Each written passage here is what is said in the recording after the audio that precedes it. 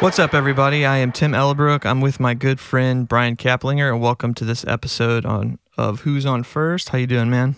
Doing good. Just trying to enjoy the days after some crazy weather here. So prayers go out to all those affected, both in the St. Louis area and Kentucky area. I mean, the Midwest in general was hit pretty hard. And so, if you want to support, help, obviously Red Cross is doing donations there, but I would throw out Convoy of Hope is in both locations as well. And so you could just do a Google search on Convoy of Hope and you can find ways to participate in helping out.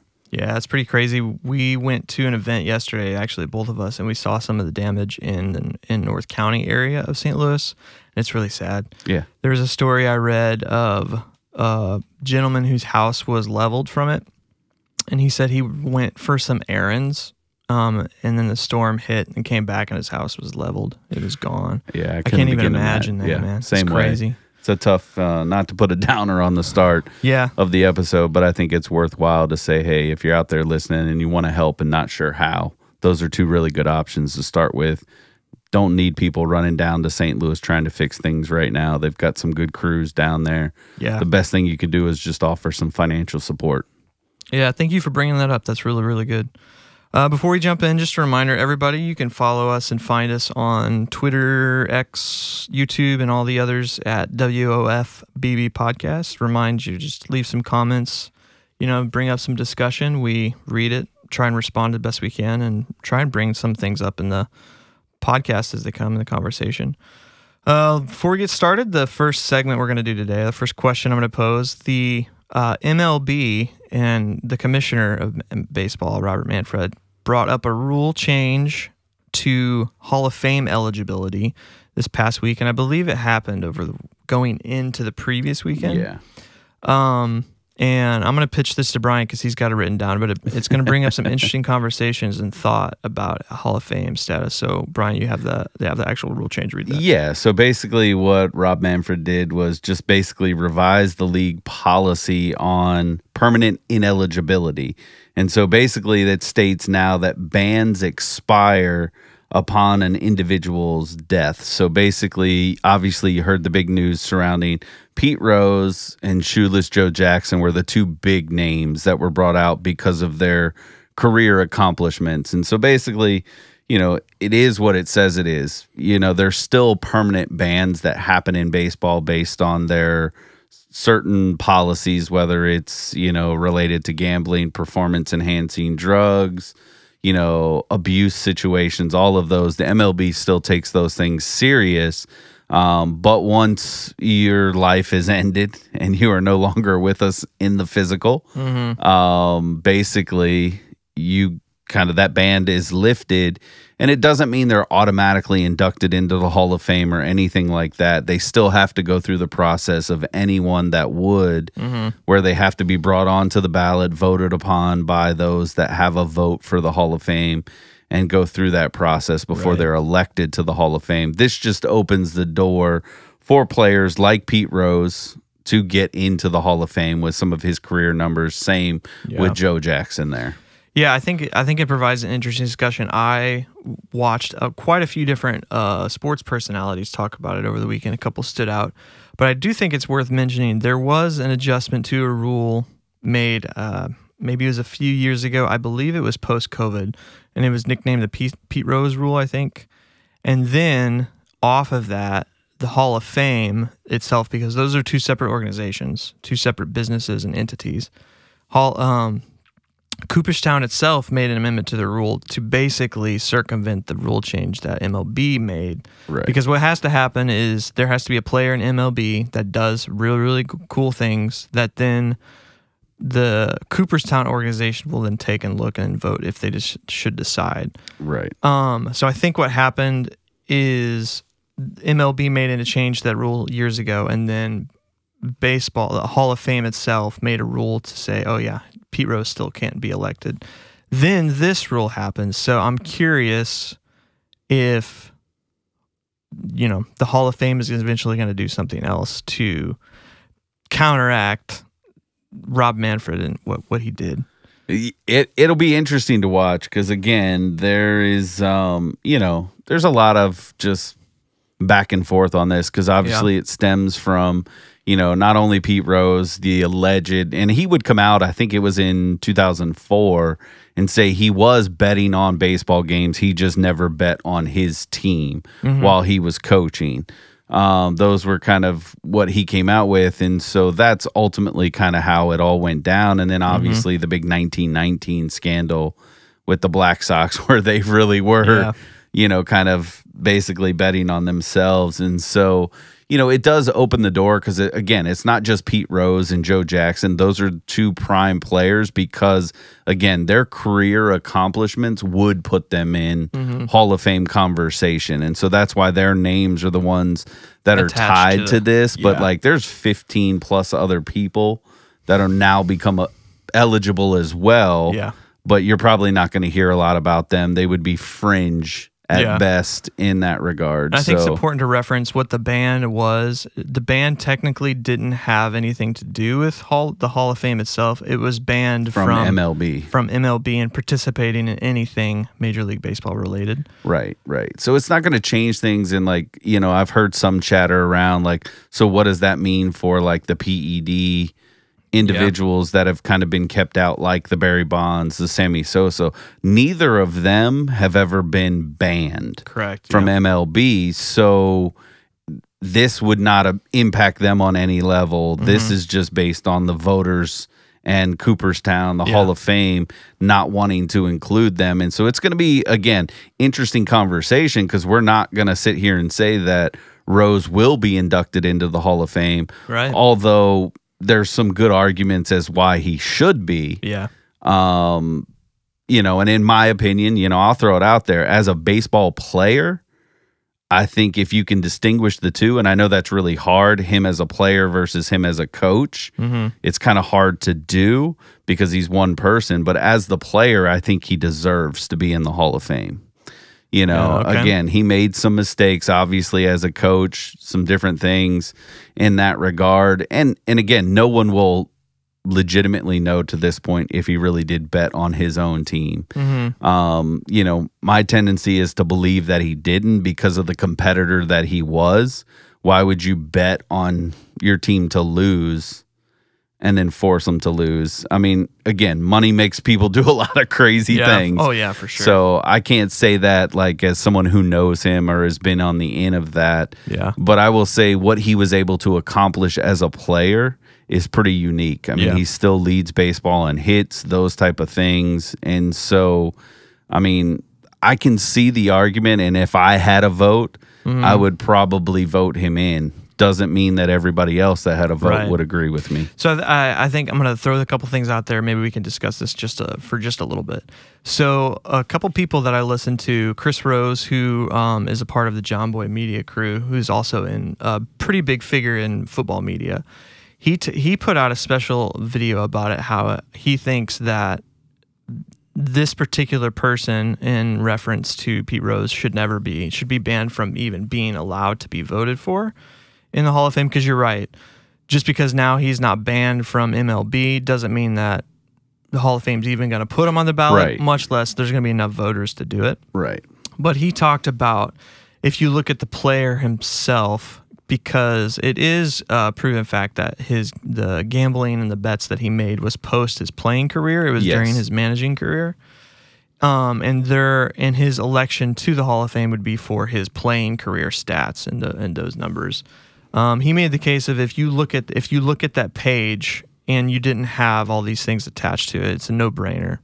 But he also pointed, and this is just his opinion, he also pointed to the fact that there's a code of conduct clause to every MLB player's contract. Yeah. And he broke it pretty significantly in the fact that I believe he had an affair with like a teenager, like a 14 or 15-year-old during his playing career or something. Okay. And so he is invoking that fact and he would apply this to all players, not just Pete Rose specifically, that a player of that magnitude who did egregious things like that should be ineligible also, even taking the gambling aside. But he also thinks the gambling is a big part of one of the main big no-nos of baseball. And I think that's an interesting way to think about it because this game, can we separate the skill of these players from their humanity? Because there's several players today who do dumb stuff, who get penalized for it. You know, Chapman, Aroldis Chapman's been, Marcell Ozuna, you know, famous Ozuna from the Braves.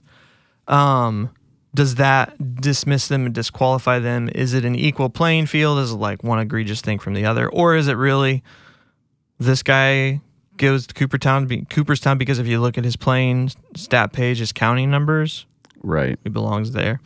Yeah. I feel like I'm of the ilk, and I think it's up to the voters personally. I'm not one, and I think what I would vote would probably be different than if he is voted or not. But I don't know that we as an entire community cannot make that separation, because we're looking at the quality of player that this person does on the field. What they do off the field can make them terrible human beings, and of which I'll probably never hang out with. Right. You know what I mean? But can we take the opportunity from the voter deciding away? Yeah. Essentially, I think is kind of how I feel about it. Yeah, I mean, it's going to be a really hard, like, I think, in any line, because obviously you become a professional athlete, you know, artist, whatever the case may be. There is a level of eyes that are on you. There's a level of influence that comes, you know, obviously, as much as we can say they are fallible as people, and you wouldn't necessarily want people to idolize that part of them. It's, again, it goes back to the same thing you're saying. It's hard to separate the player from the person, because that's that. And, you know, and I could say, you know, probably for all of us, even those that are listening, we've all done foolish things. Now, maybe not to those egregious levels that we wouldn't, or we would hope wouldn't disqualify us from, you know, future things. Now, granted, there's not necessarily a Hall of Fame of life that we're going to, because then a lot of us would miss out on that, in a lot of ways. And so, like, I'm not going to be one that's disappointed or celebratory in either way. Like, if he gets in, cool, he's in. I think there's the numbers. I'll speak from the numbers perspective, validate him being in the Hall of Fame. Yeah. Right. But again, the hits leader of all of baseball. Right. There is a human element to this. But, you know, what's going to be interesting for the Hall of Fame voters and things like that is you're going to set a precedence here. If you bring him in, you're going to have to open the door up to some of these other individuals to really reconsider, like you're saying, because there are some solid players that have done some pretty crazy things within their conduct. I mean, and again, not to stir the pot, but you even look at someone like Trevor Bauer, who was acquitted of what essentially got him kicked out of baseball. Now, again, he's not banned from Major League Baseball. Yeah, not anymore. You know, teams have just chosen to stay away from him in that regard. But it's, again, you're opening the door then if you allow this. That you're going to have to start making some changes to the player policy. And, you know, and that's the other hot button issue, is because sports betting, sports gambling has become a big part of all sports now. It's not just baseball in general. And so you're getting income from that. Now, again, there's a hard line that has to be drawn. Obviously, you do not want those that are affiliated with your game betting on the game, because then, yes, you run into issues where you're going to see, like the Black Sox, things like that, where they're shaving points or forcing errors in plays that, because they know it's going to benefit them to do that. I will say it's a weird catch-22 to be, as a fan that watches baseball, to be bombarded with crazy amounts of ads for sports betting. And every podcast that you watch is like, sponsored by, place your bets here, which, hey, if you reach out to us, we'd love to have you, just saying. But anyway, but players cannot participate, and in fact, they are banned if they do participate of any kind. And I do agree with you. Like, if you think about it from the point of view, and if you think about Ohtani from last year, Yeah. you would not want. Let's just go to our hometown team. You would not want any of our players placing bets on their play. Yeah. That is a very big line cross. But at the same time, an MLB is saying, if you do this, you are banned for life, and you will never see anything to do with our organization again. But hey, all of you out there, here's all of these ways that you can do it. Right. So it's kind of a weird, I don't know, just mind twist, so to speak, to see these two different things and figure out where that line is. It's really messy. And it's really interesting because the clause for MLB is specific to MLB. So these players can go out and they can bet on other sports if I'm remembering correctly. If somebody out there knows better than me, you can correct me on that. And so like there's a challenge that comes with that because you get ingrained in this. But again, I mean, you look at every game, no matter what app you go to, there are the betting odds, there's the plus minuses, there's, the over-unders, all of that. Now there are player prop bets where if they just get a hit, you can win money. Like all of that has kind of taken over. And I mean, initially it started with fantasy football. Let's just be honest. That is a form, to some degree, if you're playing for money, it kind of started in that realm. And now the sports betting world has just noticed that. And teams are capitalizing on it. MLB is capitalizing on it. And I don't think they're necessarily wrong for that because it's a massive income stream for these teams. And so the more you can get them involved and a part, the better it is. But it does create this really, really difficult line within your players, very messy umpires, your coaches, all of that. And so it'll be interesting to see kind of what unfolds. And again, I think when you go back to pure baseball talk, there's a valid argument for some of these players like Joe Jackson and Pete Rose to be considered. That's my point. Be considered for the Hall of Fame. Yeah. I'm not going to make a vote because it doesn't matter what I say if they get in or they don't get in. But again, it's going to be interesting to see years down the road. Again, if the Hall of Fame does make this call, you got to revisit Barry Bonds. You've got to, and now again, it's a little bit different. I understand because these were considered acts while they were playing the game.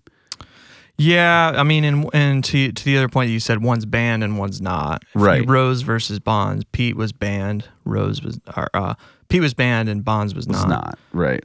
And I do agree with you that it's going to have to be revisited because are you voting for this guy? Let's talk about Barry Bonds. Are you voting for this guy for his baseball numbers, or are you voting because of what he did or did do? Right. Yeah, so it'll be interesting. It'll be interesting. It's just going to open the door for a lot of conversations, which I think can be healthy. Yeah, but it's also going to bring controversy, and it all could be moot because Cooperstown could come out and say, hey, we've made a rule change to counteract exactly what baseball just did. I mean, and nobody's talking about it anymore. And the fun of it is Cincinnati was able to kind of do this to a degree, but now Cincinnati can retire his number. Cincinnati can do a lot of different things to celebrate Pete Rose, just like Chicago, if they so choose, can do the same thing. With Sosa? For Joe Jackson. Yeah. So it's like White Sox now, right? Not the Cubs, but So I mean, there's some excitement at least to that fact that someone who's known as Charlie Hustle for the Reds can be celebrated, can be honored within the major league confines now. Maybe enough for the fans to be okay with, even if Cooperstown comes out and says, hey, we're not going there. Right. Yeah, it'll be interesting. All right, so for the next question we're going to talk about this past weekend. So this weekend in baseball was called Rivalry Weekend. Baseball, MLB itself promoted the heck out of this set of games. Rivalry Week. Yeah, I know. I have a bunch of thoughts. I don't know if you have a bunch of thoughts, but I'm going to throw out what it was. So all 30 teams had a set schedule where they faced their so-called rivalry. Now, the rivalry description is interesting because for some it was just the same team in the same state. So, like, for instance, St. Louis and Kansas City played each other. We don't really have a rivalry, but it's an I-70 series, and they're trying to build some of those. Yeah, absolutely. But I would say there are some games that were really good, that were true rivalries. Is there anything that stuck out from this series that was great, that was meh for you? I mean, you're not going to win in every series, unfortunately, with this, just because of the nature of, like, when you start to think about it. I mean, obviously, you've got, like, one of the rivalries is Baltimore and Washington. Yeah. Same state. Right. Well, ish. They're close enough in proximity. You're trying to get the fan bases to kind of go at each other a little bit. Yeah.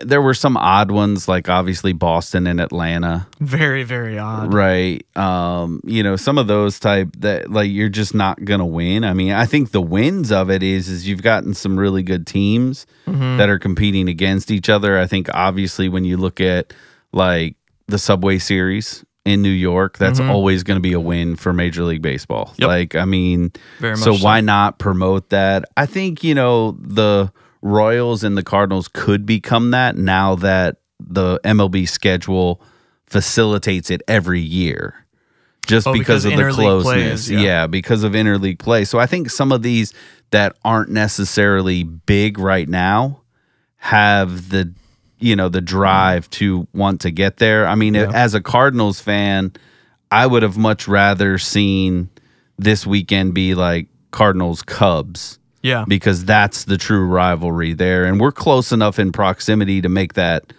drive both ways. Yeah. I understand the notion, again, Kansas City, St. Louis, it's an interstate rivalry to a degree in that. But, like, I think the fail, and maybe it's because the team is down, but, like, when you have the Cubs going against the White Sox, again, I know it's South Side versus North Side. Like, there's fun in that, as long as both teams are solid teams. And I got to give credit to that particular one because, with everything surrounding the Pope and what happened, there was some great moments that came out of that game. But you're right, because one team is playing the way it is and or organized the way it is, it was not a true rivalry game in the sense. Right. I love the idea of this. Kind of to your point, some of them were letdowns and some of them weren't. I think MLB needs to do way more of this in general. Now they're the ones that create the schedules for all 30 teams. So when they put, whoever makes it, is it, that one lady that's been doing it for 100 years that they talked about, or is it, are they organizing it? Whenever they do that, to think about different times during each month. Okay, this weekend is a big deal in baseball. Everybody, turn the game on. On Saturday, this past weekend, every single MLB game was free on MLB TV, which is huge. Smart, yeah. Lets everybody watch baseball all day. It was amazing. But there is some missed opportunity to what you said. I think it would be great if it included some real rivalries that have been developed for 100 years, right? Yeah. As great as the Subway Series was, man, the Yankees and the Red Sox in a rivalry weekend is a much bigger deal, in my opinion. Maybe not. That's what I would think.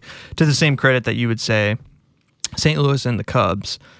Other ones I think of is the Dodgers and the Giants. Historically are a much bigger rivalry. I think, again, I think some of it, I mean, kudos to MLB. Very much so. For, going with this, because they're trying to play off of some of the history. I mean, obviously, when you start digging into the stats of it, I mean, obviously, again, Yankees, Mets, always going to be a big deal because there's, it's the big brother, little brother conversation. Right. So, that's fun. But when you look at like the Cubs and the White Sox, they've played and their record is 74-72. And actually the White Sox lead the overall series in that. And that's played, a good point. The Sox are 4-2 in postseason play. So there's, there is some things I think maybe what MLB might be able to do better is promote some of the history of why they are tying some of these teams together. Yeah, that'd be cool. You know, like the Dodgers and the Angels. Because, again, the Angels actually lead that series. Which were they swept this weekend. Right. And so it's an interesting dynamic. And, again, the Cardinals-Royals play was back to, you know, the 85. Yeah, the 85 World Series. Right. And so it's like, you know, I understand the dynamics of what they're trying to do with some of these series. Some of them were just, you know, bombs. I mean, obviously, you got the Reds and the Guardians. Mm-hmm. You know, again, close in proximity, interstate type yeah, that's of an interstate deal. Rivalry. The Giants and Athletics, again, right now, it's an in-state thing. Mm-hmm. But when the Athletics move, mm-hmm. what's that going to be? So I guess one addendum, if we're going to keep it this type of rivalry, which there's nothing stopping MLB from doing it both ways, right? This rivalry weekend can be the interleague play. This next rivalry weekend can be like Cardinals, Cubs, Yankees, Red Sox, like true old school rivalry. Yeah, like interdivision rivalry. Yeah, week. The one addendum I would want to make if they do these again, which I don't know, the schedule was intentionally made this way on purpose, obviously, and maybe it is later, but I think it would be great for it to be all 15 interdivision play instead of some of them are, I'm sorry, interleague play. Some of them are division, some of them are interleague, but make them all interleague play. So it's always a National League and an American League team against each other, because it kind of can, what it could kind of do in the long term of it is like, hey, this is a potential World Series matchup. Like, it could be great. Now, the White Sox and the Cubs this year have no shot of making the World Series against each other. You know, the White Sox aren't going to do it. Well, and essentially there were only really 4, I think, games or 4 teams that were not interleague. That were not, because you got the Tigers, Blue Jays, so they're both in the AL. Correct. And then you had Washington, Baltimore. They're split. That's an NL-AL team. Oh, you're right. Yeah. Houston and Texas. Houston and Texas, which I understand that one because that's a big, because you got to remember Houston used to be in the NL. Yeah. They're not anymore. Right. But they continue to kind of go at each other. It's Colorado and Arizona. Yeah, Colorado and Arizona was the other interleague. Mm-hmm. You know, and I don't know that there is a way to break the schedule up outside of that. There is. So, It's 15 and 15. Right, but who do you... So out of that, like when you're looking at the Tigers and the Blue Jays, I mean, one of them has to go play Arizona or Colorado. There's not really a rivalry to any of that. You would be starting something new. So, I mean, true, but Arizona and Colorado is not a rivalry. Right. I understand the dynamic. That's just more, that's where they play the rivalry for the divisional side. I mean, now, again, it's a moot point because the Rockies are absolutely miserable, although they showed up in this series, as funny as it is. Yeah. Like, and Philly and Pittsburgh is another one. Yes. Yeah, I want to see them do this way more, and I want to see them market it even more than they did, because it's just like, oh, hey, this weekend is special, guys. Everybody turn your TVs on and watch games. Yeah, and again, it's super fun. I like the idea of maybe doing it twice a year. Mm-hmm. I agree. Because you don't want to do it a ton, because then it becomes overkill and people are just like, oh, yeah, here we go again. And that's why I said maybe one is in the American League versus National League. Yeah, the interleague style. And one of them is interdivision, you know, the Yankees and Boston. Because I think even when Cardinals you do the interdivision, you're going to come across of what I would consider maybe like some dud style games. And the problem is, like when you're talking about that, you're still there's not going to be all divisional matchups, because the number, there's 5 teams. Well, yeah, it's 5 versus 5. No, but what I'm saying is like if you're saying Yankees, Boston, that's an AL East. Yeah, it would need an even number. So one team is going to have to go outside of their specific division. There's going to be 3 games that would not be right. And so that's just, I mean, that's just part of it. It doesn't have to be I wasn't saying it has to be interdivisional. I was saying it has to be interleague because inside of the one league, you're also fighting each other for a wild card, even if you're not fighting for the divisional spot. Like Arizona and the Cardinals are going after a wild card currently, standing wise. Right. They're really good, and us and the Giants are going after. Right. So even if we never can play a Central Division team, us playing Arizona would be a great rivalry weekend series because it's affecting the standings.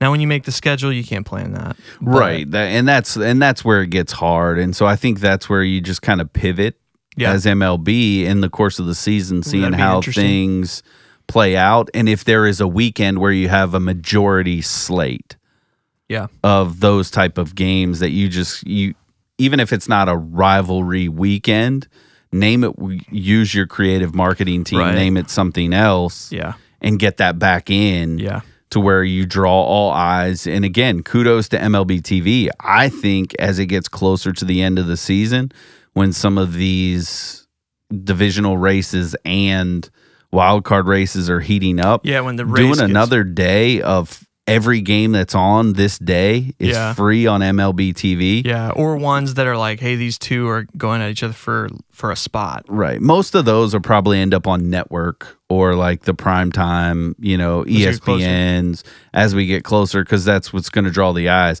But if you can find a Saturday, again, where you could just say every game is free, and they may be planning this already. This may be, something they're talking about. Because they listen to us. It would be great because I think, again, baseball's growing again, in my opinion. Now, kind of seems that way a little bit. And so capitalize on it while you got an opportunity. Yeah. Again, not trying to take a shot, but NBA is dying out. So you've got a fan base. Except in New York, man. Well, yeah, but they're winning. Well, and they're in, anytime you're winning, there's going to be a fan base that comes out to that. Yeah. But across the board, it's dying out. And they're talking about having to relocate teams and all this other stuff. Oh, wow. And so it's like, capitalize on that. Where you're in these down markets, see if you can't get some fans. Yeah. Yeah, I think it's a big win no matter what. It was a great, well-marketed, do it more. Absolutely. Find a way to do it one more time this year in some capacity. And I think it'll be a blast. Absolutely.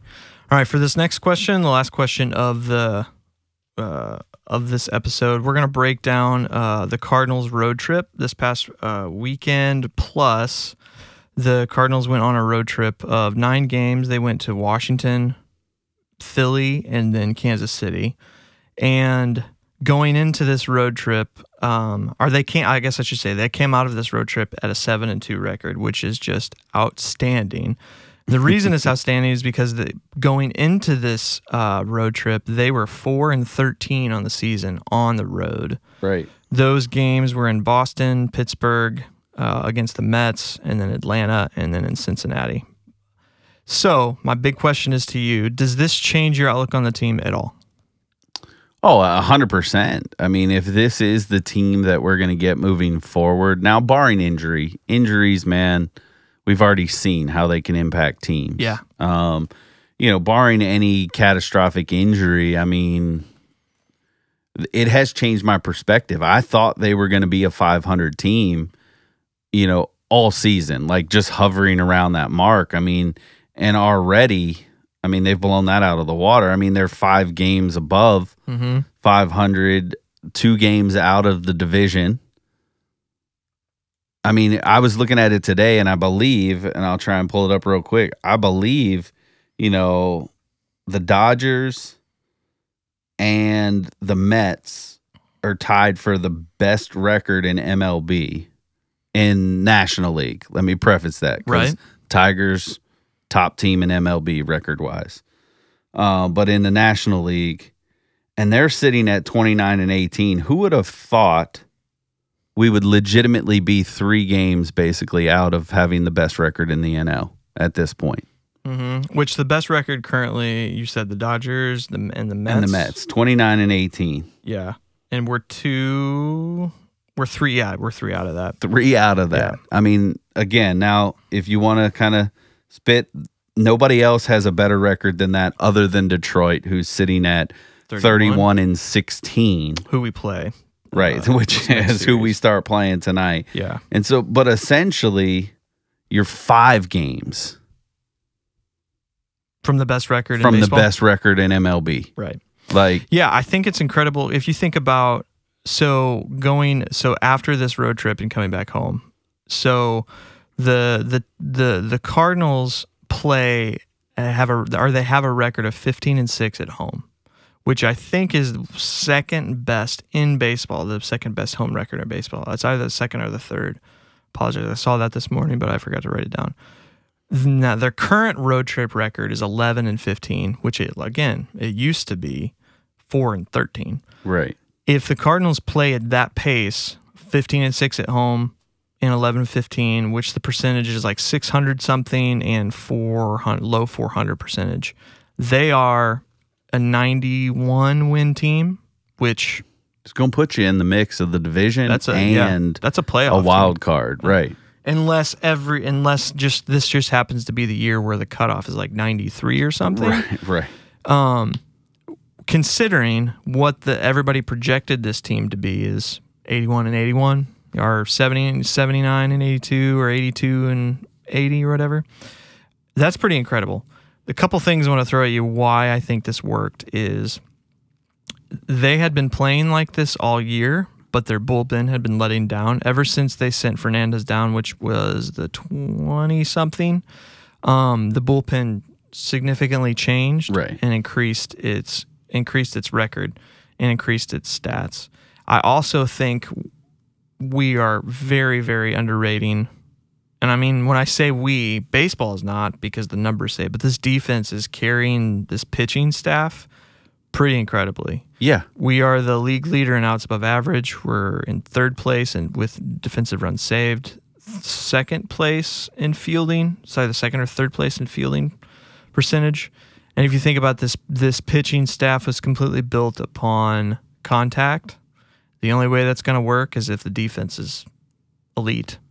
And all of our starters are going 6 to 7 innings the past 2 weeks. Yeah, I mean, and again, I think it was game 2 in the Kansas City series. I mean, you saw the defense at its best, in my opinion. That's probably one of the best defensive games I've seen all year. And again, you're absolutely right on that. There's no argument to that. I mean, we've got a pitching staff that's primarily made up of contact. They're trying to get the ball down, ground balls, weak contact, if you will. And so if you don't have a defense that is going to be able to get 2 balls in the gap, because in MLB, pitching to contact means there are going to be occasional hard hit balls that somebody's got to run down. And so you've got to give a ton of credit to VS2 in center, his ability to chase down. A ton of credit to Walker defensively. Yeah. Because he has improved dramatically over last year. And then that's not to mention up the middle. I mean, when you see Donovan at second base, when it's short, Nato kind of returning to form to some degrees defensively at third base, and then you add Willie, who is arguably front runner for Gold Glove at first base, in my opinion. Some people you can argue again. You could argue some, but there's one other in the National League. Right, but I mean the way he's playing and has adjusted to that. I believe it was yesterday's game that there was just a crazy hop right at first base, and he was able to snag it and then get over there and get the out. Like, this is a guy that it doesn't appear hasn't ever played first base. Like, I mean, he has got it on lock. Doesn't mean he's not going to make his mistakes. He will. But right now, you talk about that infield with that defense. And, I mean, yesterday, Pozo, even behind the plate, had Nato not dropped a ball, would have nailed a runner at third. Yeah, that was a bummer. And so, again, catchers are doing their job, at least the defensive side. So when you talk about Pages and Pozo, they're doing their job. Steals are going to happen with the bigger bases, all of that stuff. Yeah. So you're not going to eliminate that. Like, so, you know, all of those people who are crying for Yachty, like, he's not coming back. And it would be interesting, and I'm with you, it would be so interesting to see that man in this generation of baseball with the bigger bases, right? How that would come to play. Yeah. But he's not. And so we can only go off what we see. Yeah, so to throw some super small numbers, currently St. Louis is leading all of baseball in outs above average at 28. Second place is 18 with the Houston Astros. And what out above average is the ability to give an out above average with, 100 or 1 in this case, 0 being average. Right. They're giving 28 more outs above the average team. Yeah. They're running more balls down. They're making bigger plays than the average defense in MLB is kind of what the statement is. Correct. They lead all of baseball in range, which range is the same case in outs above average, but their ability to grab the ball above average out of there, I believe it's like a certain window of space. And the second place team is Houston, but they're at 15. They DRS, which is defensive run saves, they are in 5th place at 24, with Texas being at first place at 39, which is crazy. But in the National League, St. Louis is in 3rd place at 24, with Atlanta being in 29th place. Right. And defensive WAR in the National League, they lead at 16.6 with Atlanta in 2nd place at 15.1. And Toronto leading all of baseball in defensive WAR, with St. Louis being 2nd place. So I think it's really, really underestimated or maybe not underestimated, but not looked at as much, how elite defensively this team is this year. And if you think about 2023, how just atrocious they were, right? And how their pitching staff was built for them to play like this, but they weren't, and why this year it's working. It's incredible to watch, and I personally think this is just as fun, if not more fun, to watch than slugfests and home run derbies. But I to credit the Cardinals here, you want both. Yeah, and I was getting ready to say that. I mean, to credit the Cardinals, they're doing both. Mm-hmm. I mean, the offense has not been a slouch at all this year, and I'm sure we can get into some of the catalysts as to why that is. But I mean, we've seen them do a little bit of everything. They're not going to lead the board in a lot of categories as far as like slug and those type of things, because they're not doing it every game. They are manufacturing a lot of runs with speed, and then there are games where they're going to show up and hit 4 or 5 home runs in a game to give your pitching a break. And then when they're close games, like we saw in Kansas City this week, I mean, was it the first game or the second game? Second game was 1-0. Yeah, that's the Jordan Wall. I mean, that is just the perfect example of defense wins that game for you. Yeah. And you do get a little bit of slug from Jordan Walker, which was nice to see, because that's something that was needed for him. And so, to me, this is probably the best we've seen this team play in a number of years overall. I think it's starting to work. Now, that doesn't mean they're a finished product. I think there are still some pieces out there that, as we get down the road in the season, we'll have conversations about. Right. But for now, it's like, just enjoy it. Yeah. And I think a lot of credit has to also be given to the coaching staff. Yeah. Bringing John Jay into that staff has made this team, specifically made our outfield defense way better. Defensively. Yeah. And if you think about it, I did look this up last week, and I forgot to write it down. I apologize. We have the best outfield defensively in the National League, which, if you think about who that outfield consists of, Jordan Walker is in that camp. Right. I mean, you got a. It's Newbar is in that camp, which is great, and Victor Scott is in that camp. And as of yesterday, now Alec Burleson is a part of that. He was in that. He was making that statistic. Right. And so it's incredible, and it's just fun. It's fun to watch. Second question I'm going to pose to you, secondary question to this, is Herrera came back off the IL last week, joined the team in Philly, I believe, is when he was reinstated. His numbers are out of this world. And I'm going to read a couple things off to you, and then I want to throw the question to you. His career right now, this includes 22, 23, 24, and 25, because he had like 10 games in 22, 13 games in 23. So it was like small sample size. He had to come up because somebody got hurt and barely played, then went right back down in those first 2 years. He has a 309 average in his career and 849 average. The thing I want to send to you, though, is Herrera, since the start of 2024, has had somewhere in the vicinity of 270 to 290 at-bats. In that particular time, because you would say he really took off and figured his swing out in the offseason before 24 started last year. Mm-hmm. Obviously, he got sent down, but that was a big, like, whoa, this guy can hit. In that time period, his average is 324, 394 on base, a 504 slug for an OPS of 897. He's only struck out 63 times. He's walked 30. And I'm going to throw another one. There's another player that started recently who I'm going to say the same amount of at-bats, so 278 is the number. He had a 263 average, a 328 average, OBP, a 428 slug, 756 OPS. Struck out 68, walked 22. Which player are you taking over? Oh, I mean, I'm taking Herrera. The other player was Walker. I know that. So why is, and the question is, which of these players is going to get the most runway and should?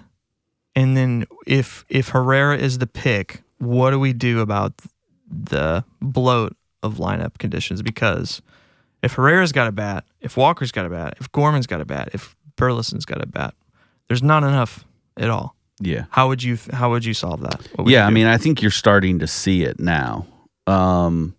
If Burley is hot, he's going to find ways into the lineup, especially against right-handed pitching. Yeah. So like yesterday, him going to left field, Newt sliding over to right, Walker had the day off. Right. Now that was a scheduled day off for Walker because I know a lot of people are going to be like, the dude just hit a bomb that ended up winning you the game. Why would you sit him the next day? It's a scheduled day off. They're going to run with that. But I think the shift in the lineup was away from Gorman to Burley because he's hot right now. Kind of seems that way. Right. And so that's why they did it that way. Mm-hmm. Because, again, in comparison, Burley and Walker defensively kind of have the same profile. I would say Walker's defense better. I was going to say, as of this year, Walker has gotten better. He replaced it defensively in that one game. Right. And so the risk is obviously Burley out and left. Burley's going to make the routine plays. Yeah. And sometimes, like yesterday's game, he's going to make what I would consider for him a spectacular play. Right, yeah. Running to the line, making the grab, sliding, Yeah. That's probably the best you're going to get out of him right there. Yeah. Which I'll take it. Average defensively. Right, because then he comes up, he's going to hit a home run. Mm-hmm. So if that's playing, I think you're going to see a rotation of him and Walker. Mm-hmm. Unfortunately, I think the odd man out right now is going to be Nolan Gorman. Just because he's not a bad defensive player, but he's not elite. And so you lose something when he goes to second base. Yeah. And right now his bat isn't there, and you cannot keep Herrera's bat out of this lineup right now. I mean, you just look at, again, you talk about the road trip. Every game of the road trip, he had at least a hit in each of those games. Mm-hmm. So I'm going to throw one further. Since he came back from the IL, so he started that game in Philly, he's had 28 at-bats. He's hit for an average of 464 and an OPS of 1229, a slug of 714. You can't not play that guy. Right, and that's what I'm saying. And the problem is, would you keep two other catchers so he DHs, or would you risk him catching more and potentially not burning him out, but wearing him down? Right. So he's only caught one time. Correct. Since he's been back up. He's been DH. Philly? One of the Philly games? Yeah, in Philly game. Yep. It was on the 14th. It was the only game that he has caught to this point. Yeah. Now, our lineups out for tonight, we could see. No, at least they hadn't been as of yet, just because Detroit hasn't selected their pitcher. Right. So we don't have a lineup out for the Cardinals. But I mean, again, for me, he's got to be the DH right now if you don't trust him behind the plate, which, again, there's some argument because I was looking at it the other day. I mean, again, small sample size, but Pozo, in my opinion, has slightly outperformed Pages in his time up. And as far as hitting goes? Both. Oh, defensively and his hitting, yes. Oh, that's a good question. And so I think it's just one of those things that maybe you continue as long as, again, the relationship is there. It'll be interesting to see what the dynamic, because Sonny Gray goes tonight, and I don't know that he typically has had a good catching relationship. Not that they hate each other, but just the way it works out. He usually has Pages behind the plate for him, and I don't know if that's a comfort thing or what. So it wouldn't surprise me if Pages is in behind the plate tonight. Yeah. He doesn't qualify, so it's hard to find. Right. That's what I'm saying. But like the eye test for me, you look at the game against Kansas City that he was in, which was yesterday afternoon. Yeah. I mean, hit the ball. Yeah. So that's the thing. His bat is way better. Yeah, he's a 300 hitter right now, roughly. Low sample size. Yeah, again. I think he's technically got a better arm by like point something. Yeah, and that's what I was going to say. He would have had, he did catch a couple stealing. He would have had another had Nolan held on to that ball. I'm not bitter about that, but a little bit I am. Because even Victor Scott would have had an assist from the outfield had Nolan held on to the ball, getting the guy at third. Nolan's one of those guys those that were will two have plays. like one of the most outstanding days and then make two errors the next day. Right. I don't know. That's weird. And so it's crazy. And like he will tell you, like Nato will tell you he should have made those plays. Like he's not going to back off of that fact. But I'm just saying those things like that, for me, Pozo has kind of been a bit of a surprise, and I wouldn't be surprised if he starts taking the primary reps. But I think right now health for Herrera is primary, and so keep him at the DH spot. Now, the big question comes, what are you going to do with Gorman? Because he's going to sit there, and he may get some pinch hit at bats. Yeah, I was thinking about this today. But do you really want him there? Or is there, and maybe this is a good question for you and not to try and drive this too long, but is there a market for Gorman where you could get some value out of him? So, good question. In my mind, so it's kind of like what do we think is going to happen and what are they actually going to do? Or what would we do versus what we think is actually going to happen? If the team is playing this way all the way to June, end of June, middle of June, I'd say, and the rotation is happening exactly like it's happened the last 6 days. Herrera's DHing most of the time and catching like once a week. Yeah. Which means you're going to keep Pozo and Pages up. Yeah, you're not going to see any call-ups or send-downs right now. Burleson is only ever going to play against a righty starter. Walker's going to play every lefty starter and some righty starters. Right. Gorman is going to play when Donovan needs a break, which is rare. Donovan's hitting like crazy right now, so are we. Scheduled off day probably soon. I think at some point they're going to have to decide, okay, they need the roster spot for a better bench because Gorman's he's going to bench, but he needs to play. Like he's got to fix these problems. So I would see out of everybody, like you said, Gorman's the odd man out, and they're going to have to send him to AAA. I don't know that would be bad, and I don't know the options that exists for him. But in my mind, he's 24, and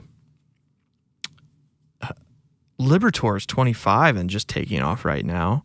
You know, like he has two options. Two options for Nolan Gorman. I don't know that I'm ready to trade him either. I don't know that I'm ready to start him yet. So would it be bad for him to spend the rest of the season in AAA until he's hitting AAA pitching like crazy and like, oh, okay, he finally figured something out or thought about something. I don't know. He's still young. Sometimes it takes these guys lots of time. And are you going to give up? Are you going to keep giving up on players too early? Is a good question.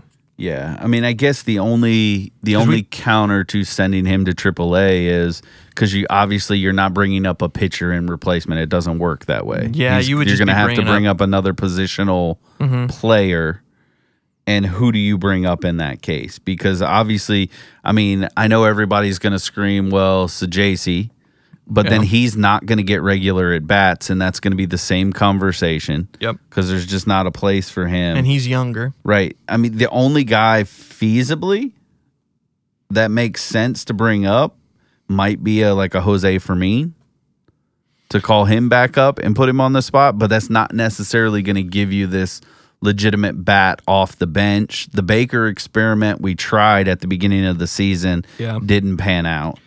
I mean, I feel like that's probably your only move, or in this case, Ciani, which is another added bloat. But do you want a righty bat for lefty relievers, or do you need a defensive replacement for late inning games? Like, which one is of more value? Because Barrero, who's currently on the roster, can play second base, can play short, right, and he can start against lefties for Scott when those matchups don't. Right. And that's what I say. I mean, Ciani's not known for his bat. It's a defensive replacement if you're calling him back up. And essentially, you know, maybe then what you're saying is he is technically the fourth outfielder because you look at Barrero as more of a infield substitution. Right. So, I mean, I could be okay with that, you know, but again, it doesn't answer the question of the bat. Like, you don't necessarily, because. So I have a fix. They're not going to do this, but they should have done this last year. I think Cesar Prieto should be on this bench in Gorman's spot. That requires, well, no, it doesn't require release anymore because their 40-man is open, but he needs a 40-man spot for it. He's of the age, how old is he now? He's 26, so, I mean, he's only barely 2 years older than Gorman. Actually, he's only one because Gorman just turned 25. Right. So he's only 1 year older. He's a really good defender and a really good contact hitter. So you're going to use him in bench spots to replace Donovan's days off. Tough righty. Or Walker bullpen. when Donovan goes into left field. Yeah. And he can play second base, do really well. Right. That, to me, fixes a lot of the issues. He's sat on the 40-man, or he sat in AAA since they got him in 23. And every spring, he's hit like crazy. Every year in AAA, he hits really well. And now he's a contact. He's going to hit 300 singles. You know what I mean? But that's a good bench piece. Lefty, though. So yeah, you're not it's a lefty. Extra righty. I mean, but again, you still. The only righty you have is Baker or Fermin. Yeah, and I'm not necessarily worried about the righty because, again, you've got Burleson, you know, you've got Barrero as a righty on the bench. You know, when Walker's not playing, he's a righty off the bench. Like, so there's opportunity to mix and match. You know, the challenge is putting Herrera in as the DH. Mm-hmm. It does make your lineup a little more right-handed heavy in some spots because of the way that you construct the lineup. Yeah. But his splits weren't not really thinking about it. No, I agree. So in that like case, I'm not worried about Herrera in that sense, but it's just going to allow teams to game plan a little bit better on the relief side. Yeah. That's the only thing So let's play this game super quick. If you need a pinch hit for a reason and a righty reliever comes up and Herrera's spot's up, who in AAA or who on the roster would you love to pinch hit for him? Would you pinch hit Burleson for Herrera? In the DH spot, for a righty reliever? If Burley's on. Like if he's I don't know that I would, even if he's on. I mean, he's crushing it the last few games. 100% he is, like, but I think it. And again, I think 460. No, since it came back. Right. Like, that's what I'm saying. Like, his spot, no. I'm thinking more along the lines, you get down and it's, again, you're talking about Walker. Oh, okay. So pinch hitting for somebody different. Okay. Right. And you're going to, if you pinch hit Burleson, somebody's got to go to the outfield. Which Burleson will go in the outfield. Well, do you want that? That's what I'm saying. Late innings, then you're eating up two bench players for one pinch hit. Right. Is what's happening. Because you're not, if let's say Burleson comes up to hit against the tough righty and he does what he's supposed to do, get you the lead, you're not then going to want him to go out into right field as a defensive replacement. So that means you're going to shuffle, whether that's Barrero goes to second, Donovan goes out to left, Nootbaar goes over to right. Yeah. Okay, so it solidifies your defensive alignment again. Or Barrero goes out to right field. I don't know how comfortable he is in right. We haven't seen him much in right. It says he's slated as an infielder and outfielder, so he can play all right. And that's what I'm saying. So, like, I mean, you have options, but then you're burning. It's like the burning 2-for-1 in that scenario. And then it limits you if the game gets tied later in the game. Yeah. So that, and again, that's where coaching becomes tremendous because, Walker's home run was off a righty. So it's like sometimes you just got to see. Season philosophy to contend with it. Value as well. Are you going to pitch it for Walker in general, or is this like, no, dude, this is your season, go figure it out? Exactly. And I think obviously games are going to dictate that. Yeah, but I also think that needs to be extended to Herrera at this point, right? He's the same age. Well, no, he's slightly older, but he's 24. Yeah, and he's excelling and doing it. He's just a catcher, and you have I don't think they were ever concerned with the bat of Herrera. They saw that would play. It's can he catch? It's at bats given, though. Right, but can he catch is what they wanted to see this year. And so the only way to do that is you give up one of your catchers, send one of your catchers, Pajes or Pozo, back down. And you're still bringing up another piece, whether that's Ciani or whomever, right? Right. And then I'm not saying Herrera is your everyday catcher, but maybe he gets one out of every series. Yeah. You see what I'm saying? And he DHs the other games. Yeah, that's what I think they're going to do. And they're going to do that for at least the month. And, sometimes, and you've said this a lot before, sometimes things just fix themselves. Right. Somebody gets hurt. Somebody's going to get hurt. Happens. Yeah, they're going to be on even if it's a 10-day IL stint, somebody's going to get hurt. I think it's just really interesting to think about because going into the season, this year was for Walker and Gorman to figure it out, and we completely ignored the fact that Herrera has these numbers, and we're like, well, why is he not in this conversation? He's the same age. Well, and I think primarily though the reason that was not there is because he was going to be your everyday catcher, right? Until the injury happened, right? And then they're like, his bat is more valuable than him behind the plate to us. Although I will say, on our team, Herrera is the only positive framing in the framing stat, and Pozo is a negative in defensive WAR, and Herrera is in positive in defensive WAR. Interesting. Yeah, I mean, again, very long term. I don't think he's a catcher though, and that's the problem because his arm's a noodle. Exactly. So if you can't throw anybody out and everybody's going to steal on you, I don't care what your framing is. Right. Which that's probably going to be moot in next year anyway. Right. I like that word today. But it's fantastic conversation and really fun to pay attention to. It's funny in this sport how there's something different every week or every other week that's like, oh, what's this going to be now? Because it's not what we thought it was going to be. Right, because who's to say we come back in next week and Jordan Walker hasn't gone on a tear and we're like, he needs to be in right field every day. Right. That's my hope. I'm not saying it'll happen, but I would love for that to be the conversation. One of them get hurt, right. God forbid. Right. And suddenly, there's no roster problems anymore. Exactly. Yeah. Gorman's got to play every day because somebody's down. Yep. And then you're going to get to see it. Baseball's fun, man. It's a weird sport, too. That it is. Thanks for listening, guys. Again, check us out on all the socials and Twitter, X, and YouTube at WFBB Baseball. Let us know, give us your comments and questions, and we'll see you guys next week.